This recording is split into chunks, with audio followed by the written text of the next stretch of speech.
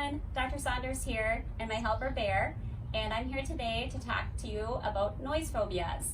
So if you find that your pet has a noise phobia, so such as to thunderstorms or also fireworks, I do have a few different suggestions that you can try.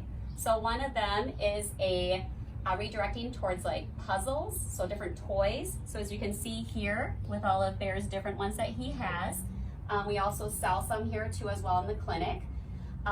Also, there are thunder shirts that you can always purchase through other places, or having like a tight fitting wrap too as well that can help with their anxiety, so such as what Bear is wearing.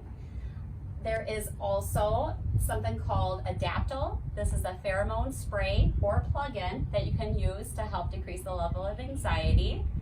And then we also do carry a product that is a supplement called Zilpine, and this is something that you do give orally to your pet once daily as needed.